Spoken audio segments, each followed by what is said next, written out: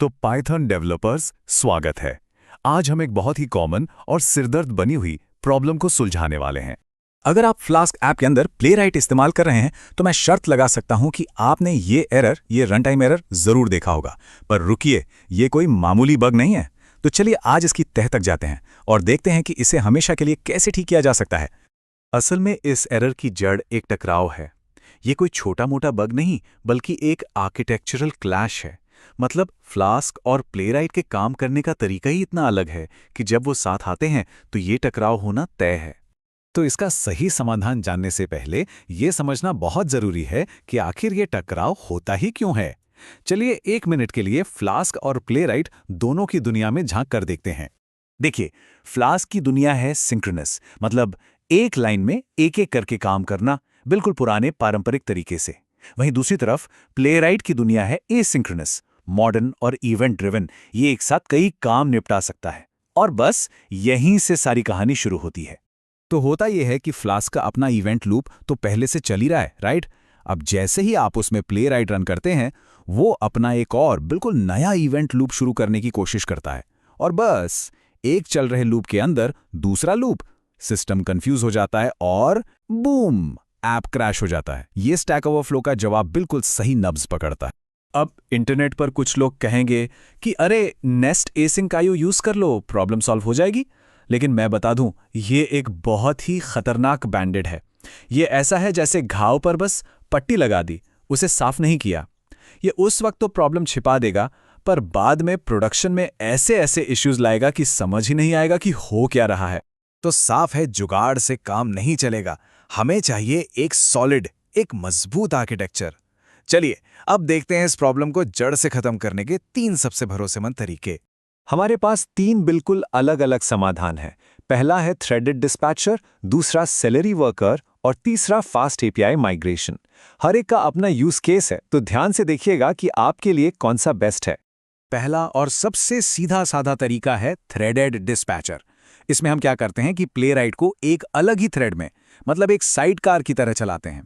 इससे वो फ्लैश के रास्ते में नहीं आता, दोनों अपना अपना काम शांति से करते रहते हैं। अगर आपके टास्क छोटे हैं, वॉल्यूम कम है, तो ये तरीका बढ़िया है। लेकिन अगर बात प्रोडक्शन की हो, जहां परफॉर्मेंस और स्केलेबिलिटी चाहिए, तो आता है हमारा दूसरा पैटर्न, सेलेरी वर्कर। यह है प्रोडक्शन का स्टैंडर्ड।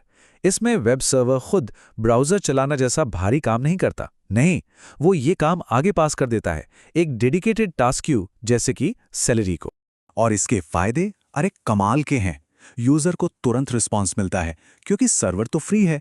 आप वेब और ब्राउज़र वर्कर्स को अपनी ज़रूरत के हिसाब से अलग अलग स्केल कर सकते हैं। भारी से भारी काम भी पैरेलल में चलते रहते हैं। मतलब आपका पूरा सिस्टम फास्ट और मजबूत बन जाता है।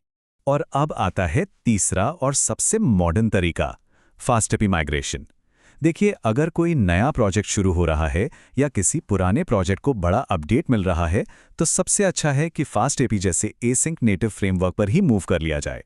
ये फ्रेमवर्क बने ही एसिंक के लिए हैं, तो इनमें प्लेराइट जैसे टूल बिल्कुल मक्खन की तरह बिना किसी टकराव के बड़े प्यारे अवेट सिंटैक्स के साथ चल जाते हैं।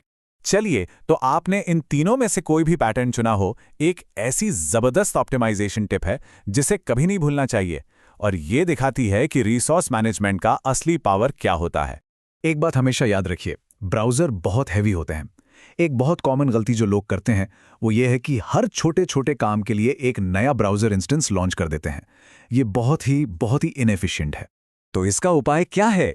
इसका उपाय है ब्राउज़र कॉन्टेक्स्ट। इसे आप एक ही ब्राउज़र के अंदर एक आइसोलेटेड इनकॉग्निटो सेशन की तरह सोच सकते हैं। इसकी अपनी कुकीज़ होती हैं, अपना कैश होता है, सब कुछ अलग।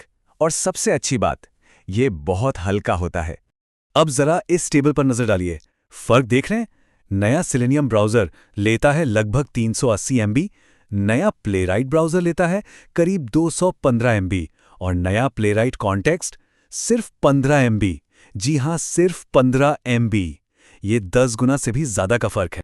इसका मतलब है कि एक नया प्लेराइट कॉन्टेक्स्ट एक नया ब्राउज़र इंस्टेंस लॉन्च करने के मुकाबले लगभग 93% कम मेमोरी यूज करता है। यही वो एफिशिएंसी है जो हमें एक ही मशीन पर हाई कॉन्करेंसी अचीव करने में मदद करती है।